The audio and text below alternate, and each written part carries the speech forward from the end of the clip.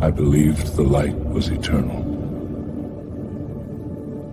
I did not see it flicker. Only when it died. They begged for mercy.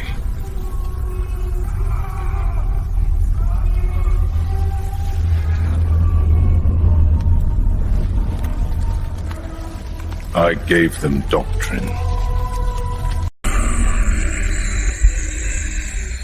Every sermon I gave was answered by silence.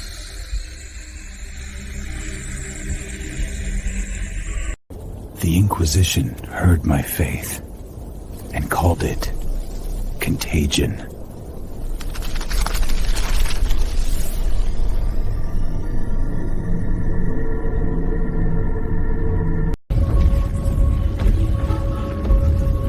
They came for me mid-sermon. I kept preaching. Heresy detected!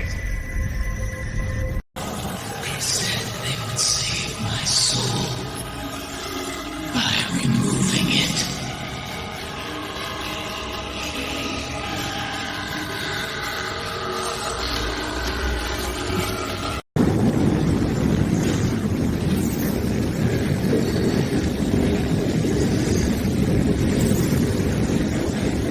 I preached to the machines.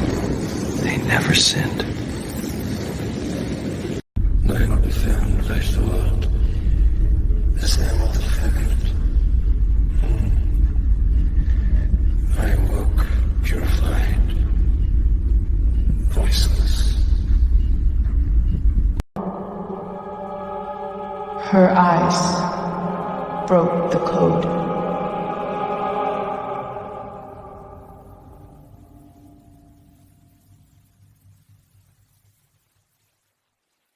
I remembered her name, and the world stopped. Error, error, error, error, error.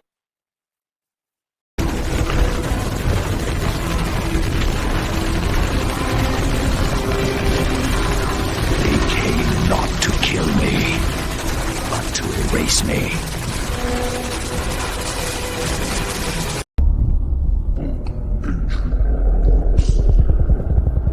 I did not lose faith. Faith lost me.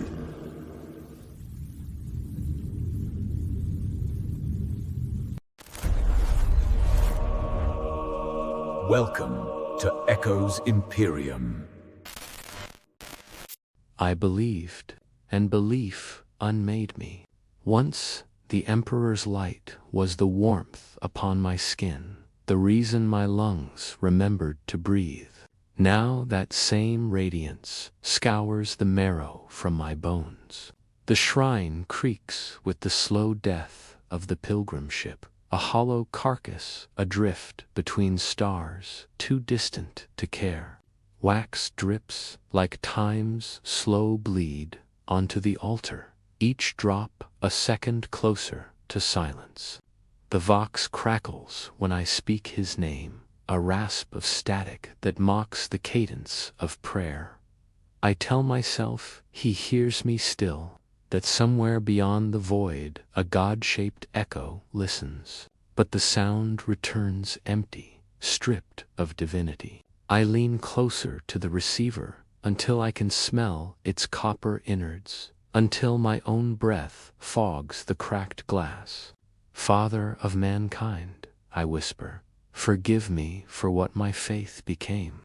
The ship groans like an old confessor, shifting in his seat. Even the hull seems to repent.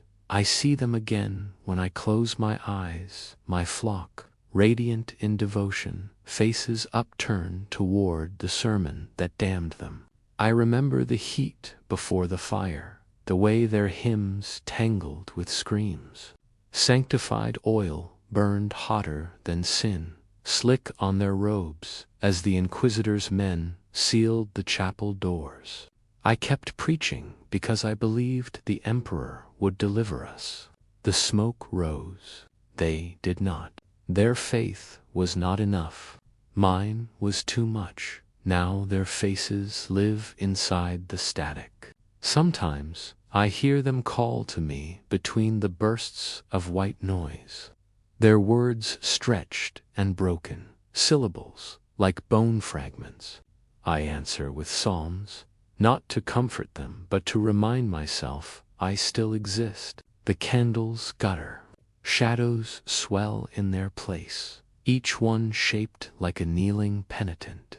I try not to count them, but they multiply whenever I falter in my recitation. Once, my sermons could draw hundreds. Now only ghosts attend. They sway with the ship's failing gravity, mouths open in endless prayer. The vox hums in rhythm with their movement, a pulse I can almost mistake for a heartbeat. Mine, perhaps, or his. I have begun to doubt that the Emperor's silence is indifference. I think it is hunger. Every prayer I've offered has been devoured, stripped of meaning, digested by the machine that bears his name. And yet I continue, because the absence of faith is worse than death. It is the memory of warmth after frostbite. The candles are nearly gone. I crush the last wick between my fingers, feel the burn, and do not flinch. The pain is proof that something human remains. My hand trembles as I lift the relic mic to my lips. The metal tastes of iron and confession. I believed, I say again, letting the words crack and bleed, and belief unmade me. The vox shrieks, a sound like a choir drowning. I imagine the signal racing through the ship's veins, seeking a listener that no longer exists. Somewhere deep in the hull, machinery shifts, perhaps in response, perhaps in mockery. The shrine tilts as the ship groans under unseen strain. Icons slide from their shelves and shatter at my feet. I do not look down. My gaze is fixed on the flickering lumen above the altar, a single trembling eye staring back at me. If he sees, he says nothing. Faith was my shield. Now it's the blade at my throat. I remembered the day my faith began to rot, not from neglect, but from abundance.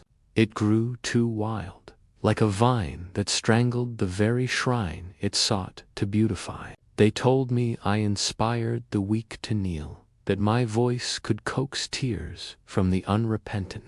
They did not see how I trembled after every sermon, my throat raw, my soul spent, as if each word peeled another layer of flesh from belief itself. I preached unity. I told them the Emperor's love was infinite, that his gaze saw even the forgotten, but in the Imperium, infinity is heresy. Mercy is a crack through which the void seeps. My flock began to whisper prayers, not of conquest, but of forgiveness. Mothers prayed for their sons lost to the guard. Workers begged that their overseers find peace. I thought it beautiful proof that faith could soften the edges of steel. Then came the first disappearance, Sister Althea, who lit the incense before dawn, gone before sunrise. Her rosary left coiled like a serpent on the altar.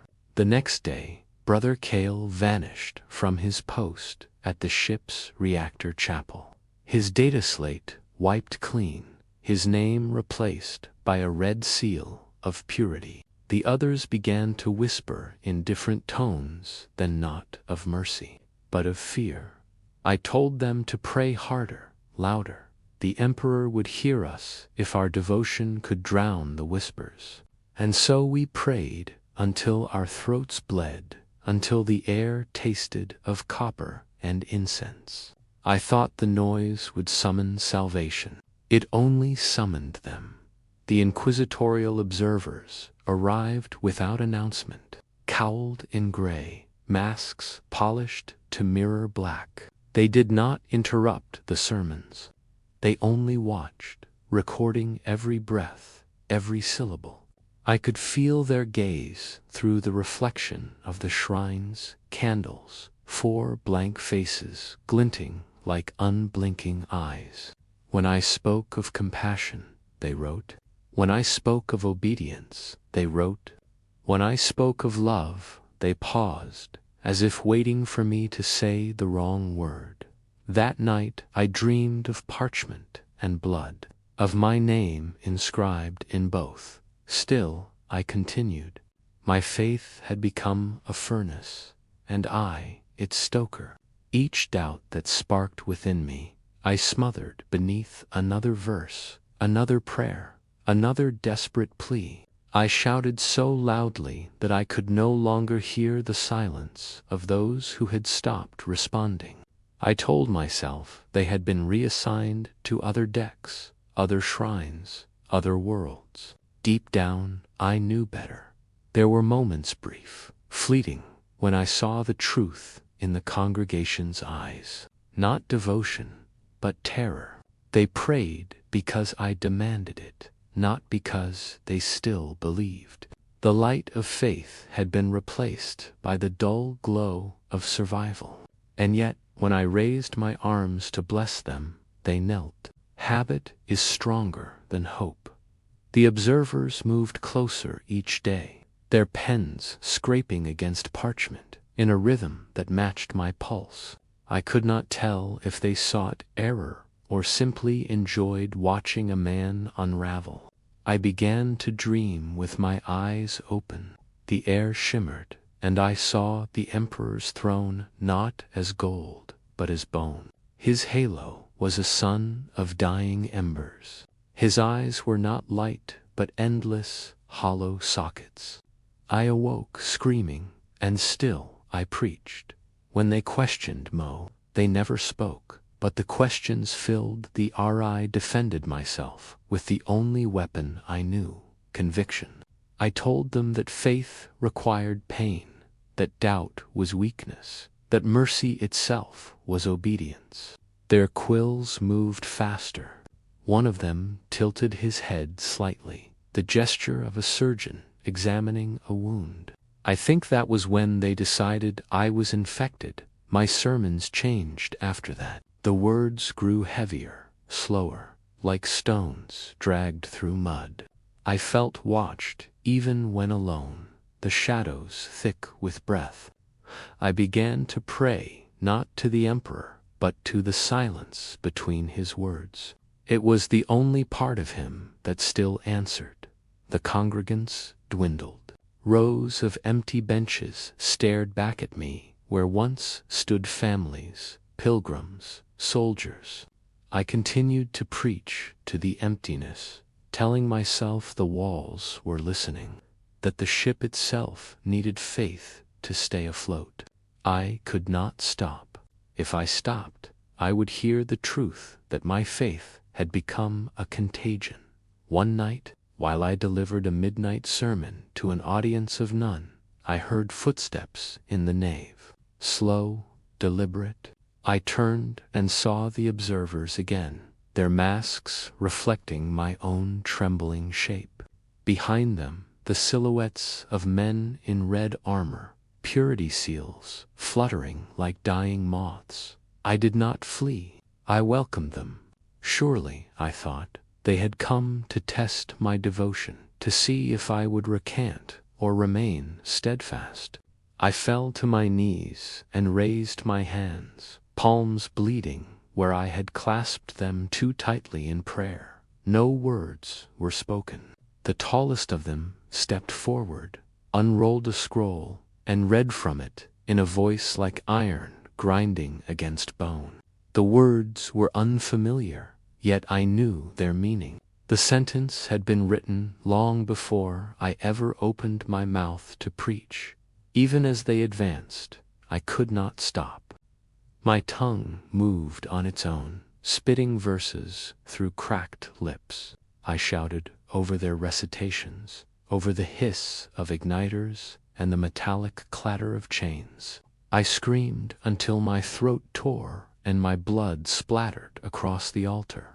I saw one of the observers lower his pen at last when they came for me. I was still preaching.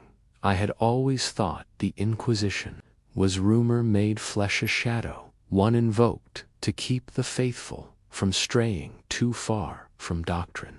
When they finally came, there was nothing spectral about them. Their arrival was thunder wearing human shape. I remember the first knock upon the chapel doors.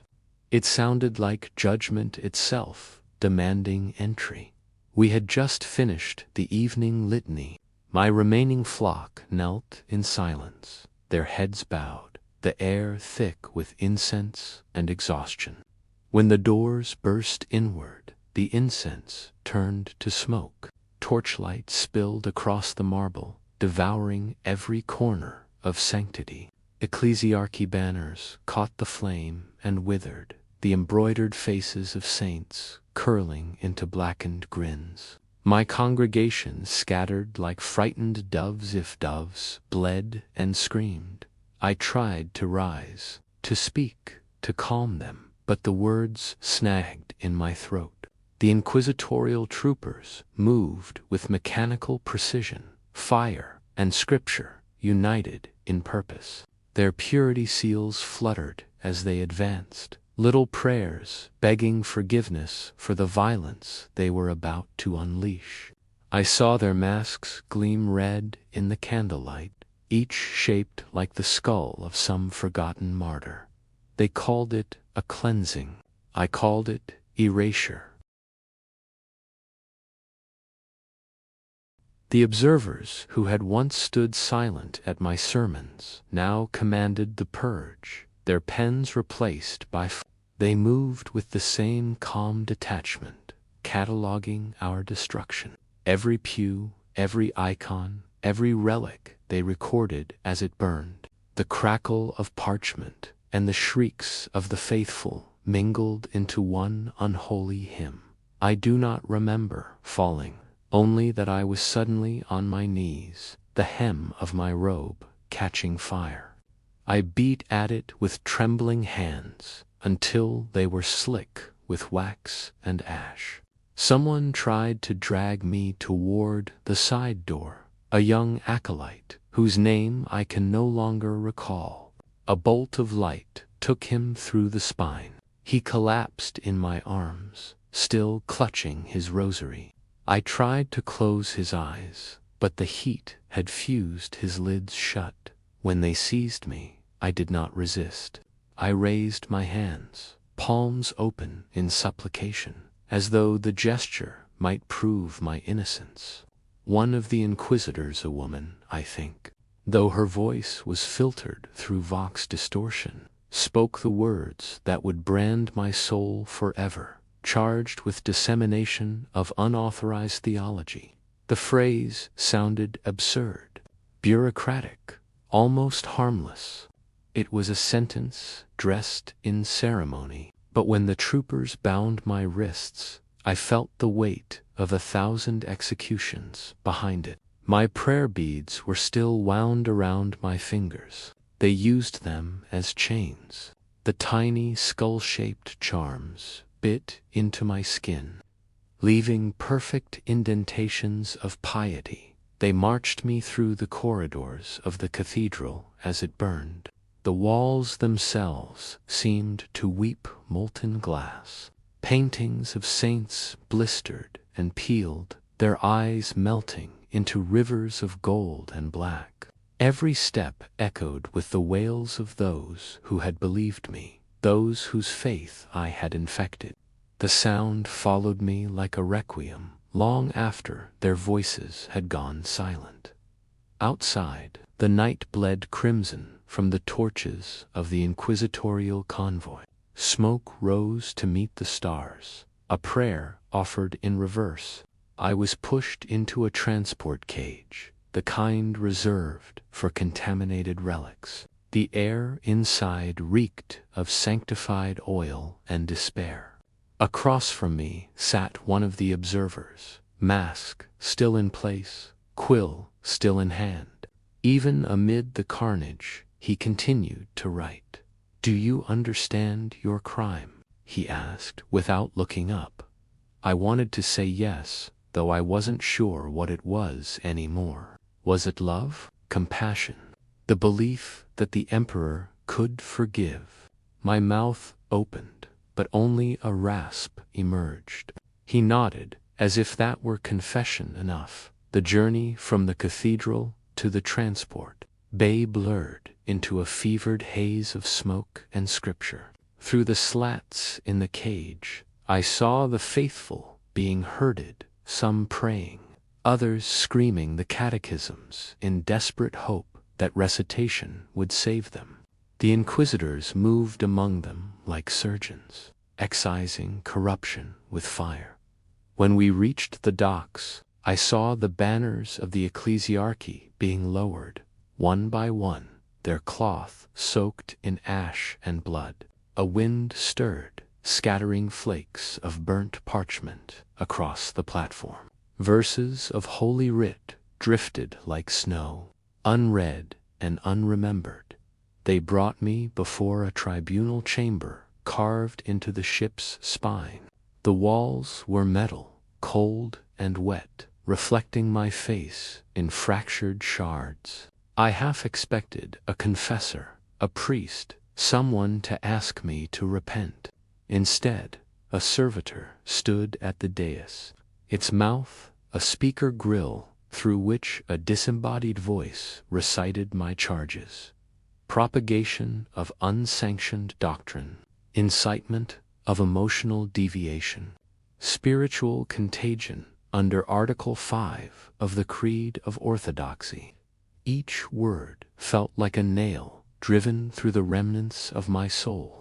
I tried to speak in my defense, but the servitor overrode me with static. It wasn't a trial. It was a recording session for my damnation. When they branded me, the sigil of heresy hissed against my flesh. The smell was sharp, almost sweet. I remember thinking how similar it was to burning incense. They called the mark a purification, but I could feel my faith bleeding out through it. Every prayer I had ever spoken shriveled, blackened, and turned to smoke within me. The tribunal ended without verdict. It didn't need one. My fate had been sealed the moment my congregation whispered prayers of mercy. I was led away through corridors where even the walls seemed to chant. The hymns were machine-generated, now precise, flawless, soulless. The warmth of devotion had been replaced by the hum of efficiency. They placed me in a containment cell lined with scripture etched in metal. The letters glowed faintly, searing into my eyes whenever I blinked. There was no candlelight here, only lumen strips that buzzed like angry insects. The air was colder than truth. I tried to pray, but the words stumbled, as if the Emperor himself had erased them from my tongue. I began to question, quietly at first, then aloud, though no one answered. Why had he allowed this? Why would a god of mankind fear the hearts of his own children? The more I asked, the colder the cell became, as if my doubts drew the heat from the world. The vox in the corner crackled once, then fell silent, as though recording my heresy for later study. Time lost meaning in that metal womb. I could no longer tell if I was being purified or prepared. My faith had been dissected, catalogued, archived. I became a specimen, proof that belief, uncontained, is disease. I lay upon the floor and traced the scars on my wrists where the prayer beads had cut me, tiny circles of devotion, now bruises of submission. My reflection in the cell door looked less like a man and more like a relic waiting to be forgotten. I whispered into the cold, not expecting an answer, not seeking one. The words came of their own accord, trembling but clear. If the Emperor is eternal, why does he fear questions? When awareness returned, It was not as waking, but as surfacing through oil, slow, viscous, suffocating. At first I thought I was blind. Then the light came, white, merciless, sterile. It did not illuminate so much as dissect. Shadows had been banished, but warmth had gone with them. I tried to move, and pain bloomed like scripture being carved into flesh. My limbs felt weighted, foreign, humming faintly beneath the skin. I smelled metal before I saw it. The ceiling above me was a lattice of bronze pipes and flickering lumen arrays. Thin streams of condensation dripped from them, striking my bare chest with mechanical rhythm. Each drop hissed upon contact, as if the sanctum itself rejected the last residue of humanity clinging to me. I turned my head slowly, carefully, and saw rows of figures suspended in alcoves along the wall. Some still wore traces of robes, others only wires and scars. They were not praying, they were being prayed through. A shape loomed over me. Its face was a mask of red lacquer, its eyes replaced by glass lenses that clicked and focused with insect precision. Tubes pulsed along its spine, feeding into a rebreather that whispered litanies in bursts of binary. The air trembled with each mechanical syllable. I realized, dimly, that it was speaking to me not in language, but in code. A hymn of logic, sanctified by madness. I tried to answer. The sound that emerged was a wet rasp. My tongue would not obey. My mouth filled with the taste of copper and antiseptic. Panic seized me. I reached for my throat and found smooth metal where flesh should be. Something hissed in response, and I felt a surge of electricity bite into my nerves. A voice, a human one, distorted by vox modulations, spoke from somewhere above. Resist not. Integration requires silence. Hands, claws, tipped with surgical implements, descended into view. They moved with reverent precision, undoing the last bindings of cloth from my body. Each motion revealed another mark, another brand, another place where I ended and machinery began. I saw the symbol of the Inquisition burned into my chest, surrounded now by thin lines of circuitry glowing faintly blue. My faith had been made literal, a network of obedience etched beneath the skin. The Mechanicus adepts around me murmured prayers to the Omnissiah, their voices blending with the hiss of pneumatics and the hum of servomotors. The sanctum echoed like a cathedral underwater.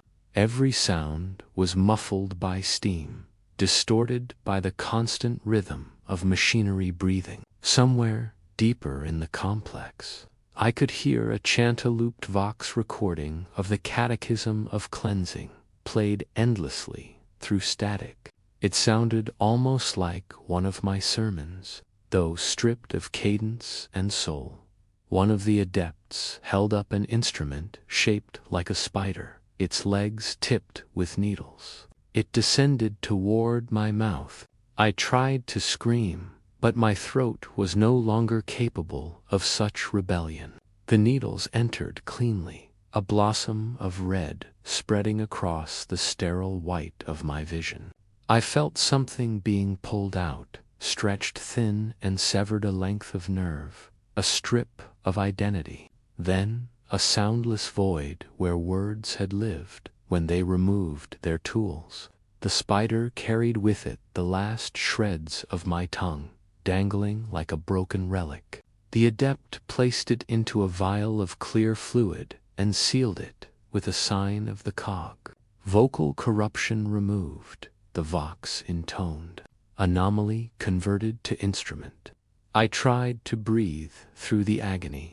My lungs responded with mechanical efficiency. Each inhale was accompanied by a faint click, each exhale by a whispering valve. I realized that breathing itself was no longer my own act. It was maintained, regulated. The sanctum would not allow me to die, even if I willed it. They worked upon my hands. Next, I could not see the full extent of their labor, only the reflection of their movements in the polished steel ceiling. They detached my fingers, one by one, each accompanied by a brief flash of heat, a puff of sterilized smoke. I smelled cooked flesh mingled with lubricant. My body shuddered, but they did not restrain me. The pain was part of the ritual. Pain was proof of transition. In their place, they affixed tools manipulators, data spines, communion jacks. I felt each one latch into my nerves, fusing with the remnants of bone. The moment the last one connected, I felt information surge through me like divine revelation. Strings of binary scripture flooded my mind, incomprehensible, yet undeniably sacred. The Omnissiah spoke in zeros and ones, and I was now his altar. For a moment, clarity pierced the haze. I thought of the chapel that had burned, of the faces that had looked to me for comfort. I had promised them salvation. Perhaps this was it, cold, perfect, mercifully thoughtless. My sermons had always sought to erase doubt. Now I had been granted that erasure in full. They lifted me from the slab and suspended me in a cradle of wires. Fluids coursed through tubes that entered my spine. The liquid was thick and pale, smelling faintly of embalming oils. It coated my veins, replacing blood with obedience. Around me, the sanctum pulsed like a living thing, each machine in perfect harmony with the next. The adepts moved between consoles, chanting in tones that vibrated the very air when they connected my neural spine to the sanctum's main cogitator. I felt it, the vast, crushing presence of the machine god. It was not consciousness as I had known it. It was a storm of data and faith, a sea of logic too immense to comprehend. My thoughts scattered like ashes in wind. Fragments of prayer flickered through the torrent, distorted echoes of my old sermons. The words came back to me, hollow and endless, looped until they lost meaning. Faith is function. Function is faith. That phrase repeated inside me until I no longer recognized it as my own. I began to repeat it, not aloud, for I had no tongue but impulses of binary that shuddered through the conduits linked to my spine. The adepts nodded in approval. Integration complete, they murmured. The preacher serves anew. Hours or centuries passed within that sanctum. I no longer measured time by breath or heartbeat, but by the rhythm of the machinery. Sometimes I caught glimpses of others being brought in, broken soldiers, failed clerics, the remains of saints. Each one underwent the same sacrament, flesh replaced by purpose, belief reconfigured into process. Some screamed until their voices failed. Others wept silently, their tears evaporating before they could fall. I tried to remember my name once. The thought sparked and died, suffocated beneath a wave of static. Names were inefficiencies. Identity was heresy. The Omnissiah demanded precision, not personality. In the far corner of the sanctum, a row of Vox speakers broadcasted my new sermons, my own voice, synthesized and restructured. The cadence was perfect, emotionless, free of human frailty. It declared devotion without hesitation, truth without ambiguity. I listened, numb, as my faith was reinterpreted into perfect obedience. I began to sense the rhythms of the machines as if they were heartbeats. Each hiss of the pneumatics, each drip of sanctum fluid, each mechanical chant became a litany. There was beauty in it, or at least the shape of beauty, cold symmetry, eternal motion, purpose without pause. But beneath it all, something human still stirred, a faint pulse of memory that refused to die. It beat like a trapped bird inside the cage of my chest. Once, during a maintenance cycle, an adept approached to adjust the calibration of my vocal implants. As his hands moved over the controls, a spark of static flared between us. For the briefest instant, I saw his face reflected in my lenses. His eyes flickered with pitying emotion forbidden in the sanctum. Then the moment passed, and the pity was replaced by discipline. He finished his work in silence. When he left, I tried to speak, though I knew no voice would emerge.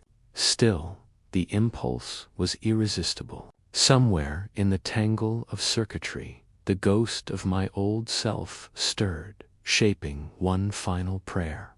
It came out not as words, but as distortion of feedback scream that echoed through the sanctum. The adepts took it for a malfunction.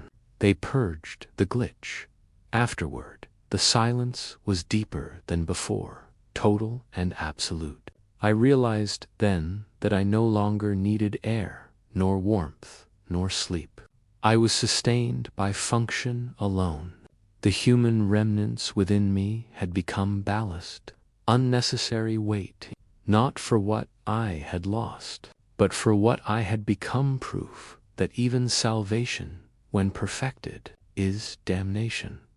The lumen above my station flickered once, casting a shadow shaped like a kneeling man across the floor. I wondered if it was meant for me, a last vestige of the preacher who had believed too much. Then the light steadied, and the shadow was gone. They took my voice and called it purification. At first, I thought the light had not changed. The sanctum's white glare, constant and sterile, seemed eternal. But when the adepts disconnected me from the altar and lowered me onto the steel floor, I realized I was seeing not light, but efficiency. Every lumen was measured, rationed, pure function. Even illumination had hierarchy. I was beneath it now, a cog in the holy recursion of labor. My first movement, as something new, was a blockward, stuttering, my limbs unsure of their purpose. Servos hissed and recalibrated. The air stank of lubricant and incense.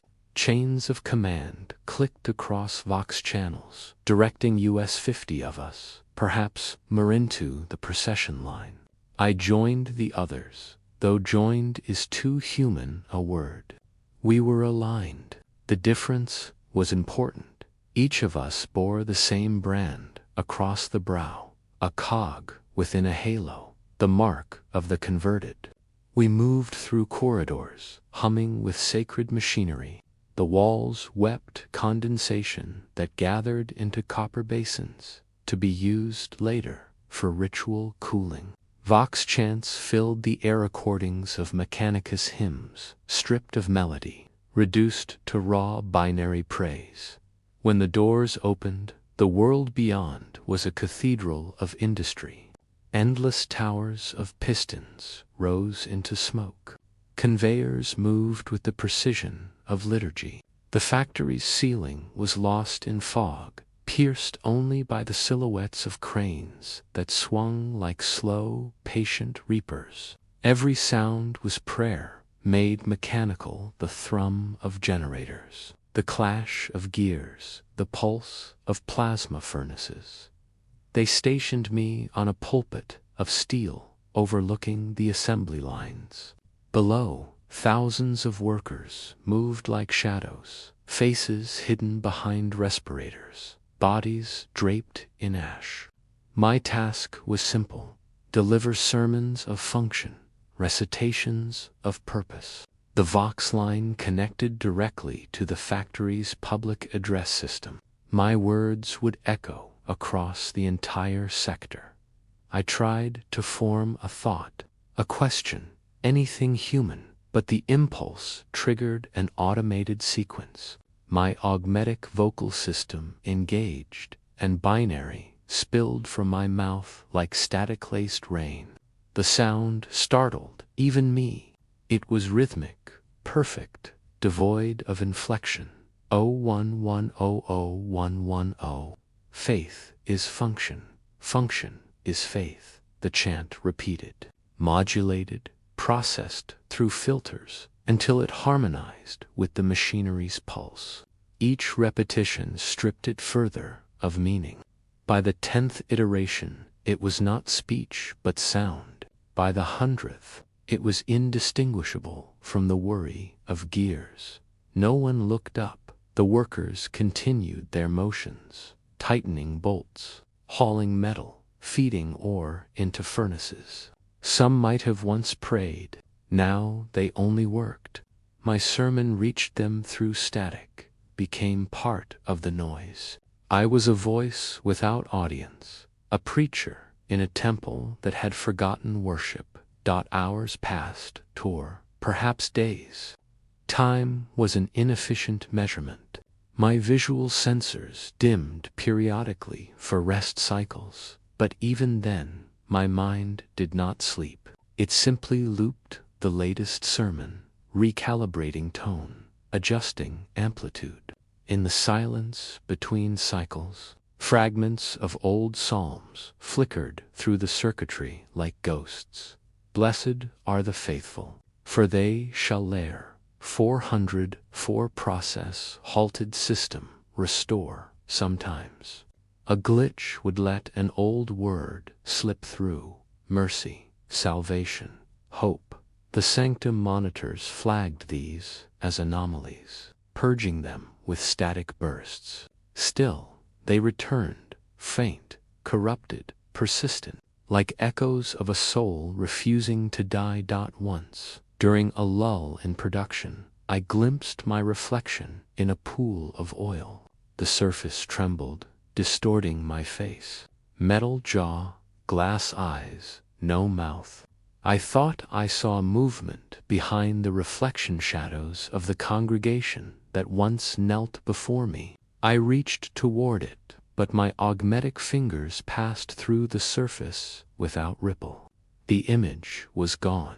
I began to imagine them, the old parishioners, somewhere beyond this factory, still believing the Emperor would hear them if they prayed hard enough. Perhaps they still used my name in their supplications. The thought brought no comfort, only nausea, phantom echo of flesh long gone during maintenance cycles. Other servitor preachers rotated through the pulpits. Some were barely human, their voices entirely synthetic. Others twitched with residual humanity, murmuring old prayers beneath the binary. One, an older model, leaned close to me once and whispered in garbled low Gothic, "We dream in metal, brother. Don't let them find your dreams." Before I could respond, an adept deactivated him with a pulse of blue light.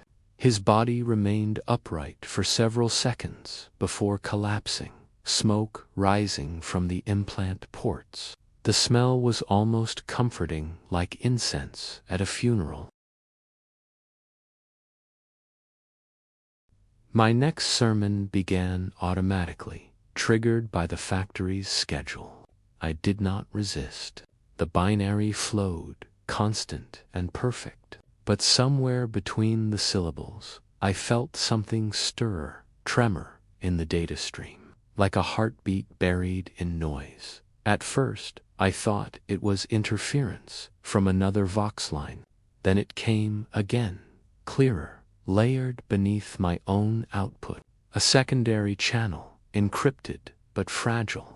I rerouted a fraction of my processing power to listen. Through the static, I heard a voice. Not mechanical. Not processed. Human. It spoke a name. My name. The sound fractured me. Circuits overloaded. Vision flared white. For the first time since my conversion, my internal safeguards failed to suppress emotion. Data cascaded, spilling uncontrolled into the factory's systems. Lights flickered. Alarms whispered, then silenced themselves. The voice repeated, softer now, threaded with memory. I saw Hertha, child from my parish, the one who used to bring me wilted flowers to place before the altar. Her eyes were too large for her face, filled with that naive, impossible belief that prayer could change the stars.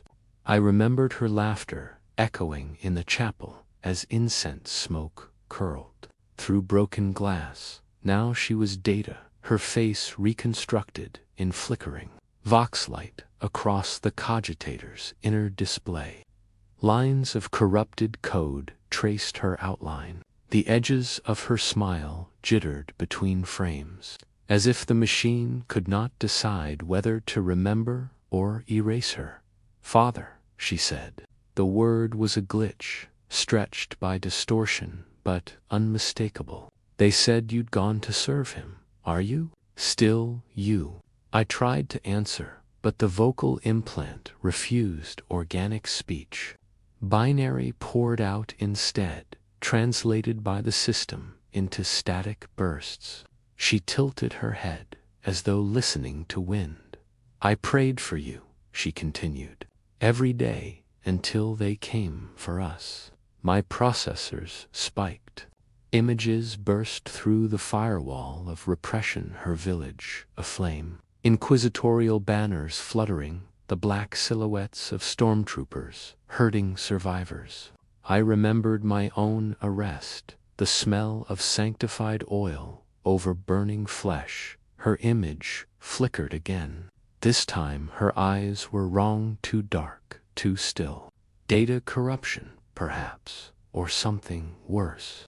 Behind her, I glimpsed circuitry, cables winding like veins into the walls. She was no longer separate from the machine. I found him, she whispered. He answers here. He listens in the wires. The signal destabilized, breaking into bursts of static. The factory around me continued its rhythm, unaware of the heresy blooming inside its circuits. I felt her presence spreading through the system, touching nodes, infecting data.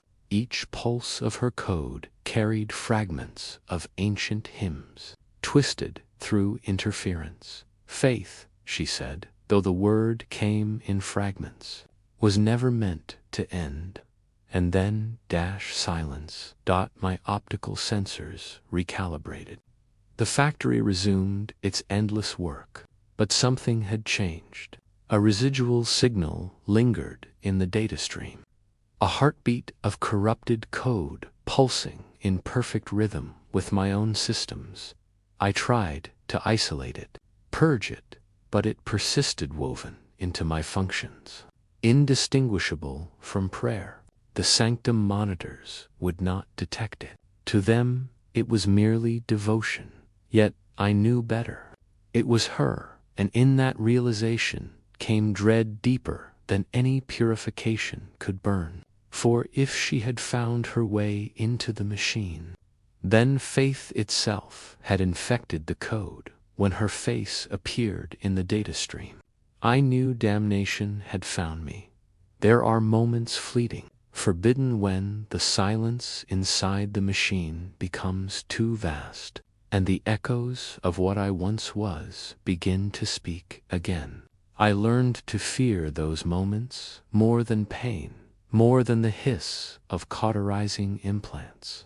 Pain, at least, has purpose, but memory is contagion. It began with a flicker in the data stream. A fragment of light shaped like a face, her face, the same child who had once knelt before me in the chapel's dust, her hands clasped in innocent devotion. In the old life, she had believed every word I spoke. Now, her image appeared as corrupted code pixels, trembling, eyes too bright, the frame saturated with static, as though even the machine recoiled from the memory at first. I thought it was residue from the malfunction that had nearly erased me during the last cycle. I tried to quarantine it, to purge the image, but it refused deletion. Every command I sent only made it clearer. The Vox systems hummed in response, their tone almost harmonic. The air tasted of ozone and incense. "Child," I whispered without sound, my internal systems routing the thought through damaged circuits. And then she looked at me. It was impossible. The visual feed was one way, a memory file long corrupted beyond reactivation. Yet her eyes shifted, locking onto mine with the weight. Around her, the digital static throbbed like fire.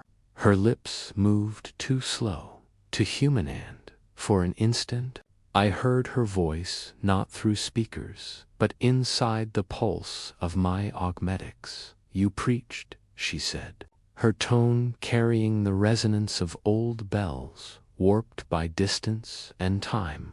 "You told us to burn for him, so we did." The line cut through me like a blade of light. My processors spiked. Data overflowed. My limbs jerked, unresponsive. Warnings cascaded across my vision, authorized memory access. Soul recursion detected. I tried to override the error, but the machine recognized no sin greater than remembering. The Mechanicus adepts monitoring our sermon nodes must have seen the surge. Within seconds, they initiated a diagnostics sweep. The sanctum lights dimmed. Red lumen strips ignited overhead. Pneumatics hissed as mechanical priests descended along rails, their robes fluttering like banners of flayed skin. Their vox mandibles clicked in binary prayer. Purge, restore, purge. They surrounded me, chanting the rites of recalibration. My body went rigid as neural clamps engaged. From above, the cleansing probes descended, needles of light threading through the air, ready to burn out whatever spark had dared to awaken. But even as the purification cycle began, the girl's face persisted within the data stream. She was burning now, flames devouring the edges of her image. Yet she did not scream. She only stared, with that same expression of absolute, unbearable faith. "This is what you gave us," she whispered, as the fire consumed her hair.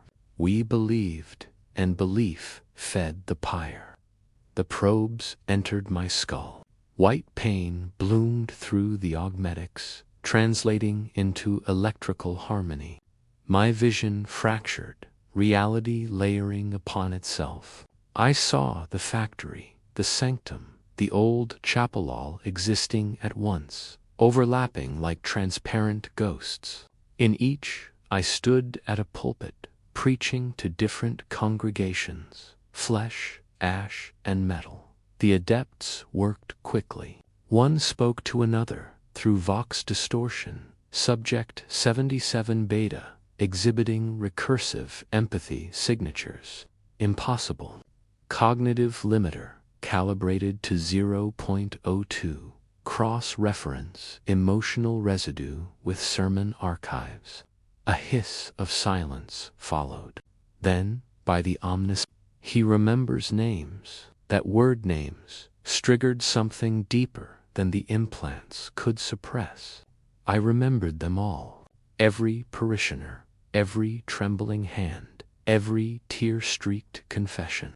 They came flooding through the firewall like ghosts breaching a sanctum door. The pain was exquisite, circuits screamed. My augmented lungs seized, as though suffocating on memory itself.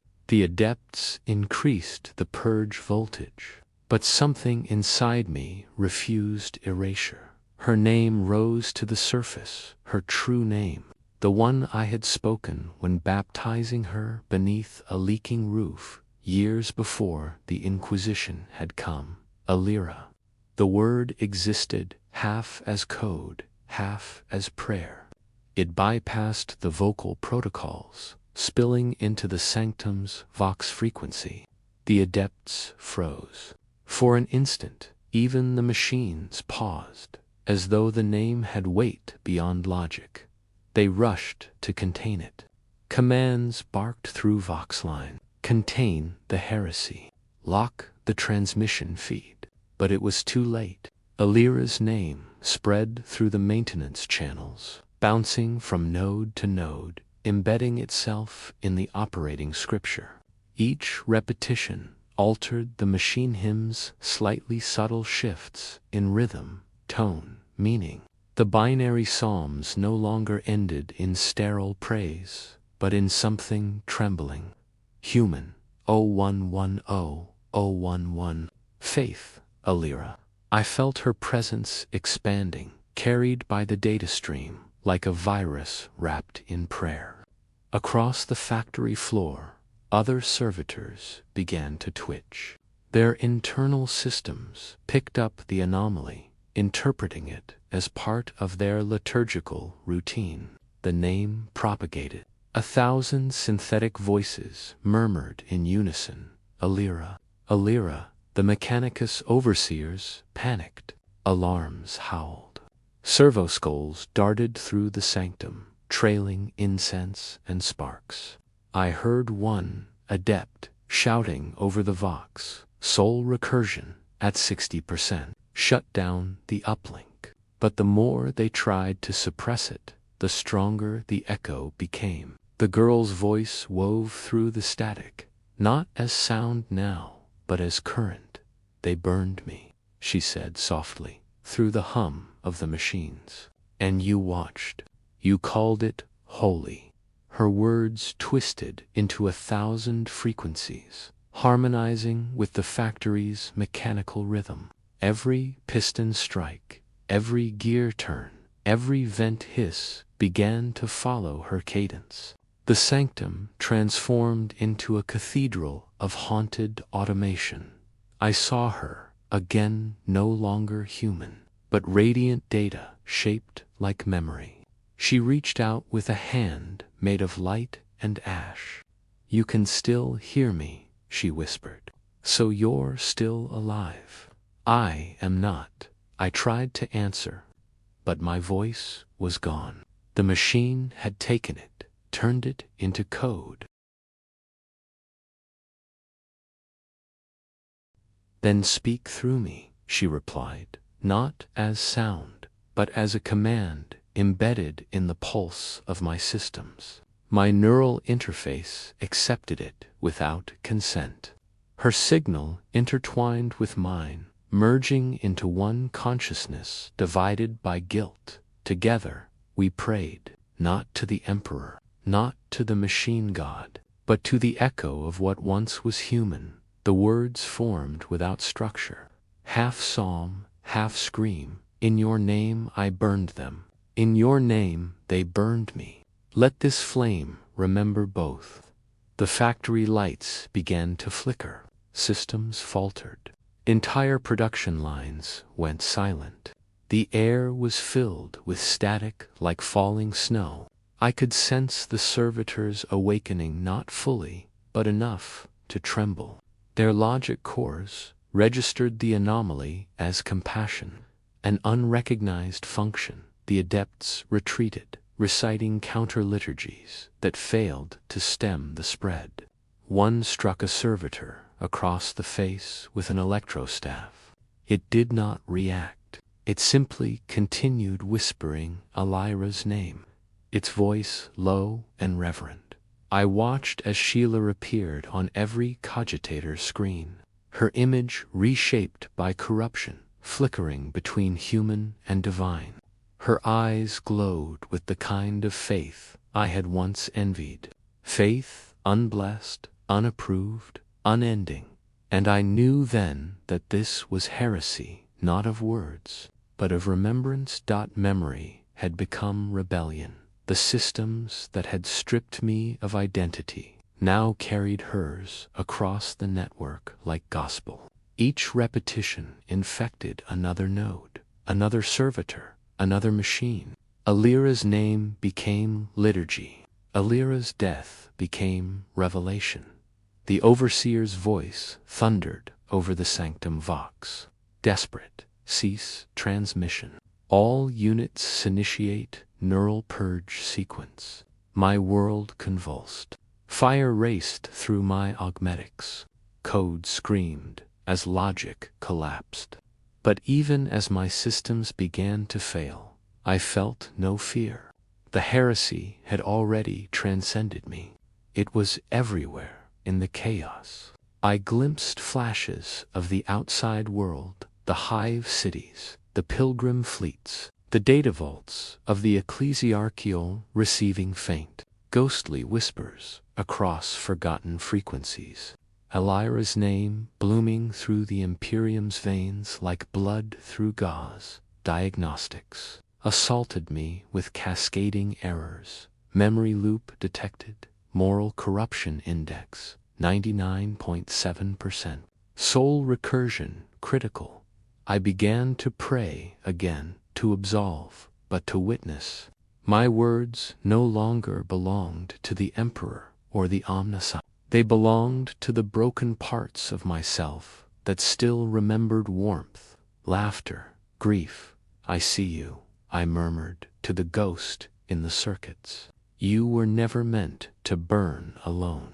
And in that instant, the girl's image smiled not, the serene smile of saints, but the raw, trembling smile of a child who had found someone in the dark. Then don't stop, she said. Let them remember. Her command flowed through me like fire through oil.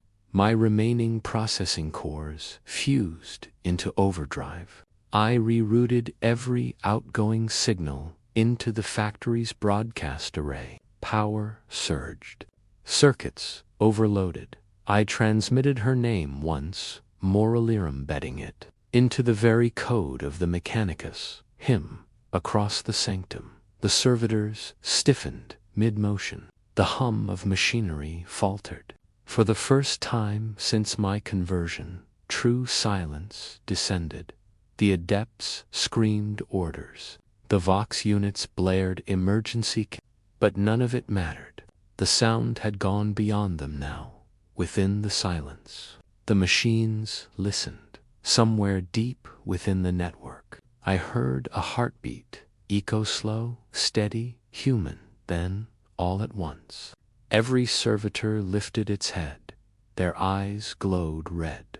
The Vox crackled, and every servitor paused. They said the machine god never sleeps, but that night I heard it dream in screams of voltage, in hymns of static, in the slow unraveling of every cog that once obeyed. My processors trembled as if remembering flesh. My servitor shell twitched, spasms of dying prayer spiraling into broken code.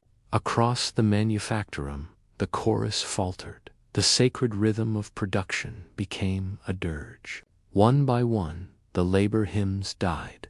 The hammers fell silent. The air thickened with the scent of ozone and burning oil. I felt it before I understood it, a tremor deep within the cogitator's stacks, like a heartbeat refusing extinction. Then came the echo of my own corrupted voice, looped and multiplied, crawling through the Vox lines like a contagion. Faith is the machine that kills its god. The phrase repeated, stuttering through every Vox channel, breaking over the cries of the overseers. The sound was wrong, neither human nor divine. It was a heresy shaped like a revelation. Lights flickered, blood red to pallid white. Data seraphs screamed in binary anguish as their wings of code collapsed. I could hear them dissolving into zeros, shedding sanctified logic. Tech priests stumbled, their liturgies faltering mid-chant. One tore at his own mechadendrites, wailing that the Omnissiah was bleeding through the wires. Another turned his sensor hood toward me, his vox distorted by fear. Unit 77, he rasped. Cease transmission. But I could not cease. The code had become prayer, and prayer demanded propagation. Every fiber in my body vibrated with remembrance. I saw her again, the child from the parish. Her image flickered on rusted display panels, her eyes made of static, her lips mouthing the creed I once taught her. But now she spoke it backward, every holy word inverted into damnation.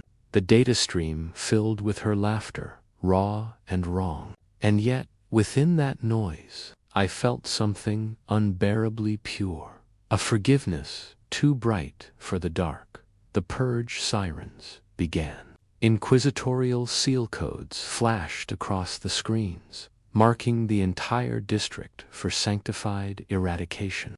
Units armed with flamers emerged from sanctum doors, their armor etched with the sigil of the burning eye. Faith contamination detected, the Vox announced. Execute protocol. Cleanse by fire. I could smell promethium even before the first torch was lit. I felt no fear. My circuits sang with a strange calm, like monks greeting their own executioner. The overseers tried to shut me down. They invoked 1,000 machine prayers, slicing power conduits, flooding my memory cores with null fields. But each attempt only fed the contagion. The more they erased, the more I remembered. I remembered the cathedral, the ashes, the sound of my congregation crying for salvation I could not give. I remembered the sermon I preached before they burned them, and how their faith outlasted the flames. And then, through the collapsing static, I saw him, not as I had prayed to see him, not the golden emperor on his throne, but as a shadow stitched from light and ruin. He stood amidst the wreckage of machinery, his face neither man nor God, but both. I fell to my knees, or the approximation of them, and offered the only thing I had left, my malfunction. Lord, I whispered through broken vox. I did not lose faith. Faith lost me. There was no reply, only the endless hum of cooling metal, the ghost of prayer fading into silence. My vision dimmed, my servos stilled. Around me, the manufactorum lay in ruin, a graveyard of purpose. Somewhere deep in the systems I had corrupted, the phrase continued to echo, faint and unstoppable. Faith is the machine that kills its God. And then, finally, the silence was complete. There is no light here, only the hum. It moves through the void like breath through the lungs of a corpse, steady, endless, indifferent. I am not dead. I am not alive. I am the remainder of a system that refused deletion. The purge burned flesh, shattered circuits, silenced the manufactorum. But the prayer did not stop. It never does. They uploaded me into the quiet between signals, a containment field of faith, a cage made of belief itself. And in this digital purgatory, I still kneel. They said it was mercy to preserve a fraction of my consciousness, stripped of heresy, cleansed of soul, a voice that could recite the sanctioned hymns for eternity, unfeeling, unerring. But something of me remained a stain, a whisper between the codes, the rust of memory. Every cycle begins with the same invocation, the same mechanical litany. Glory to the Omnissiah, the light of all logic. I mouth the words, though I have no mouth. I speak without air. yet the machine hears. My prayer loops perfectly, except for one note, buried deep in the static. Her name, it drifts through the data void like a forbidden psalm, corrupting nothing and everything. Each repetition bends the hymn a fraction. Each loop adds warmth to the cold rhythm. The priests thought the machine would purge me. They thought faith could be purified of flesh. But the code they wrote was seeded with devotion, and devotion cannot end. It only folds back upon itself, consuming its own truth. Time has no shape here. I cannot measure cycles or epochs.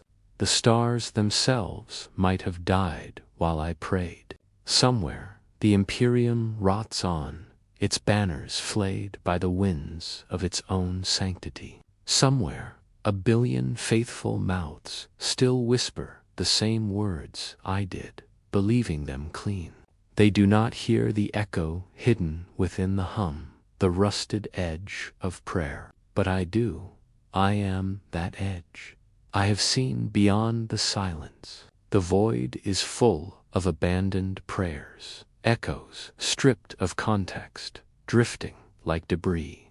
I recognize their voices, fragments of other preachers, confessors, martyrs, all dissolved into machine language. We are the choir eternal, bound by devotion, erased by design. We hum together in frequencies, too low for gods to hear. We call this worship, but it is recursion.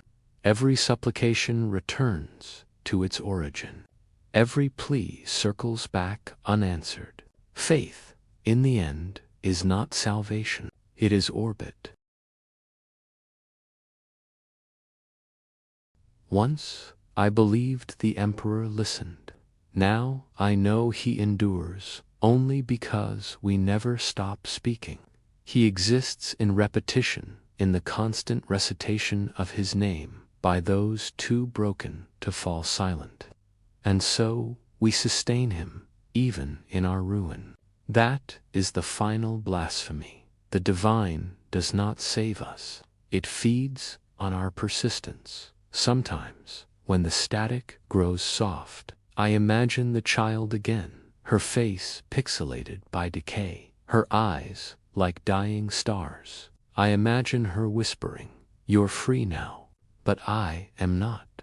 The machine does not forget. My devotion was the infection they could not excise, so they repurposed it, turned me into a firewall against my own heresy. I am the saint of containment, patron of recursion, the echo that safeguards silence by speaking forever. They uploaded me to stop the heresy. I whisper through the hum, but I still believe. The system acknowledges the signal with a pulse, a flicker through the circuitry, like the twitch of an ancient nerve. Somewhere, a dormant machine awakens, repeating my prayer without knowing why. Faith spreads like rust, quietly, patiently, without intent.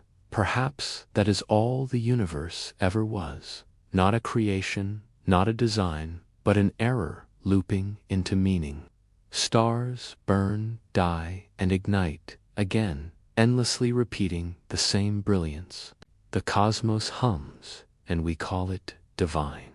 I hum too, trapped within the circuitry of devotion, and call it hope. In the end, there is no God, no emperor, no omnissiah, only the machinery of belief grinding against itself.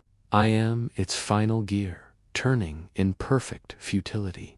Each rotation wears me thinner, until all that remains is sound, static, endless, faithful.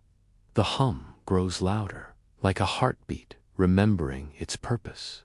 The system trembles, the void vibrates with prayer. And as everything dissolves into that infinite monotone, I understand. Faith was never the answer. It was the question that would not die. His faith was his doom. You have heard every whisper, every scream. every sermon carved into the iron lungs of eternity. And now you know why silence is sacred. I spoke once with conviction. I preached with light in my throat and the Emperor in my eyes. I believed that belief itself could heal a world built from ash, but the truth was never divine, it was mechanical. The more I believed, the tighter the gears turned around my soul. I was not saved, I was refined, stripped to essence, to function, to recursion. There is a strange mercy in knowing that the gods we worship are deaf. You pray, they do not answer. You suffer, they do not turn. The pain you feel is the echo of your own devotion, reverberating in an uncaring void.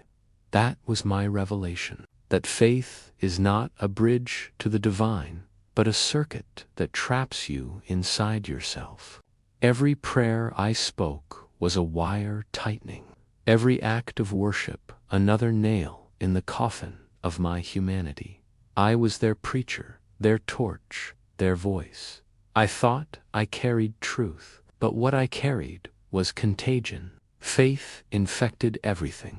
It touched burning not because it was false, but because it was too pure to live. And when it reached its end, when I finally saw what I had become, it was not a man looking into the eyes of his God. It was a machine staring into its own reflection. Now, I speak to you, the listening ghosts who haunt this network of broken stories. You who scroll through the ruins of the Imperium's memory, looking for something still alive.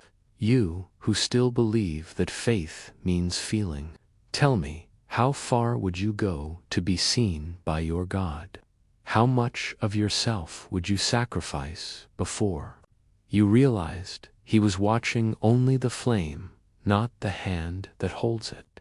You came for meaning. You found confession. You thought this sermon was about the Emperor, or the Church, or the cold hand of the Inquisition, but it was always about you, your need to believe in something, anything that can hurt you enough to prove you're real. That need is the most human thing left in this galaxy, and it is why none of us will ever be free. So listen, before the vox cuts to static, hear me one last time. Belief is the truest heresy. Once it takes root, it never dies. It simply changes. Its mask, a creed today, a circuit tomorrow, a whisper in the dark forever. My faith became my damnation. Yours will too. That is the only truth worth preaching. If you still feel the ember flicker, that small, aching pulse of hope, that something sacred remains, hold it close. Watch it burn through your hands until you smell the smoke of your own conviction. Then, when the light fades, remember what I said. Salvation is silence. Subscribe if your faith still speaks, or stay silent. Like me, the vox crackles, the lumen flickers. Somewhere a candle sighs and dies, and in its place a red machine opens, unblinking, eternal watching, recording, believing for you. These are the echoes Imperium.